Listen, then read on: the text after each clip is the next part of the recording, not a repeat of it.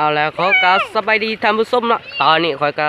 สีผ้ามาอาบน้ำคลองเนาะตอนนี้มาพบกับหมวกดำอีกแล้วเนาะหมวกดำเช่นเคยบ่เพิ่มเติมแค่รอเขานี่เนาะเด็กคอยก็อาบกันแล้วเนาะเบิ่งน้ำคลองสักก่อนเนาะนี่อย่างเสียวน้ำโคตรได้เนาะเพราะว่าปีนี้เป็นเพราะว่าเขาเห็นหน้าแสงเนาะก็เลยนะมันกระไรเนาะเดี๋ยวแต่ไปต่อยเขาโต้กันเลยเนาะเอาเลยเนาะเขาก็มาถึงเวลาการโดดกันเลยเนาะเดี๋ยวคอยซีโดโซ่บุกก่อนบาดึงเดี๋ยวโอ้ยใส่เกลือก่อนโอ้ยมันทีมันทีนึงพอได้เนาะมาหาเบิ่งท่านผู้ชม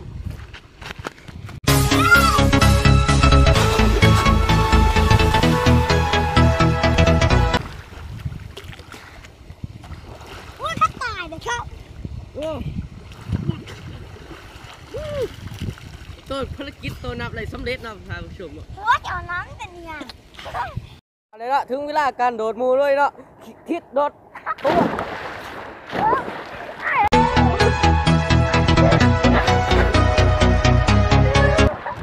แกวัดมา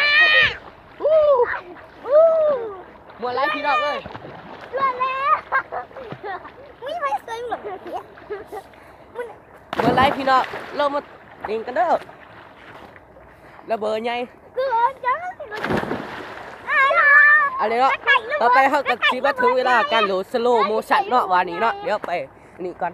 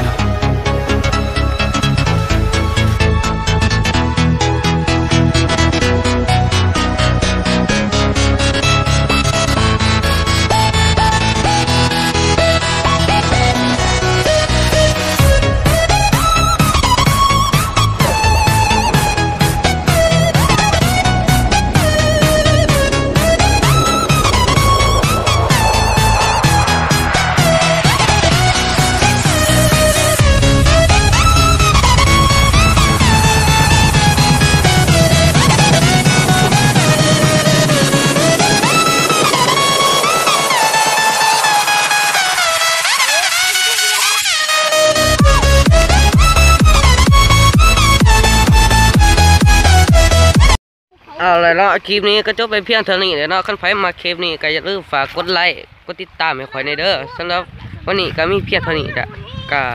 เจอกันใหม่คลิปหน้าสำหรับวันนี้สบายดีไปใส่บุหรี่แล้ว